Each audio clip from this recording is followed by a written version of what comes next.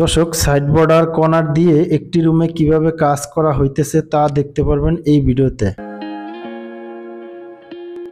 আসসালামু আলাইকুম রহমতুল্লাহ। সম্মানিত প্রিয় দর্শক, সাইড বর্ডার কর্নার দিয়ে কাজ করব সেগুলো কিন্তু আপনাদেরকে এই ভিডিওতে দেখাবো, আর আমাদের সাথে থাকবেন, তাহলে কিন্তু দেখতে পারবেন আমরা কিভাবে কাজগুলো করি। এবং অনেকেই আমাদেরকে প্রশ্ন করেন যে কাজগুলো কিভাবে করা হয়, সেগুলোই কিন্তু আপনাদেরকে এই ভিডিওতে দেখাবো। আর কাজগুলো করার আগে মালগুলো রেডি করে নিতে হয়। দেখতেছেন কর্নারটারে খুব সুন্দর করে রেডি করে নেওয়া হইতেছে, কাইটা এবং কি প্রসেসিং করে নেওয়া হয়েছে। তো এখন আমি আপনাদেরকে দেখাবো এটা আসলে কিভাবে ফিটিং করা হয়। তো কাটা রেডি হয়ে গেছে, এখন আসলে দিতেছে আকাশ, আর উপরে আছে আলামিন, এটা ফিটিং করবে। যেমন এই কর্নারটা এখন ধইরা দেখতেছে যে মাপ ঠিক আছে কিনা, ছাদের সাথে মিলছে কিনা। দেখেন একেবারে চতুর্দিকে সুন্দর করে মিলে গেছে, যার কারণে এখন এটা দাগ দেওয়া হবে। চতুর্দিকে দাগ দেওয়া হবে, এই দাগের ভিতরে আবার সিলিং করতে হবে। কারণ হলো এটা কিন্তু সিলার মারা আছে।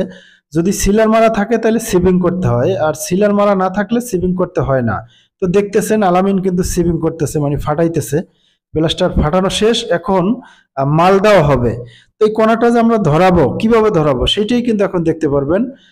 এই যে ফাটাইছি আমরা, সিবিং করছি, এই সিবিং এ মালটা দেওয়া হবে। তো জিপসাম পাউডার গোলাইয়া এটা কিন্তু আসলে দেওয়া হইতেছে।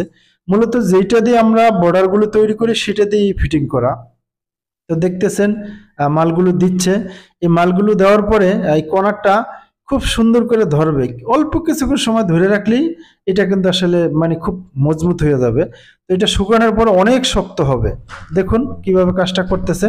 এই যে কর্নারটা এখন খুব সুন্দর করে যেখানে মাল দেওয়া হয়েছে, মালের উপরে ধরা হয়েছে, যার কারণে এই কর্নারটা অল্প কিছুক্ষণ সময় ধরে রাখলেই জাস্ট মালটা শুকাবে। বাস, এই যে শুকিয়ে গেছে। এখন কিন্তু মানে চতুর্দিকে ফিনিশিং দেওয়া হবে। ফিনিশিং দিয়ে এটা একেবারে দেখতে এত সুন্দর হবে, জাস্ট মানে পাশে যখন বর্ডারটা লাগাবে জোড়া জয়েন্ট গুলো কিন্তু দেখা যাবে না।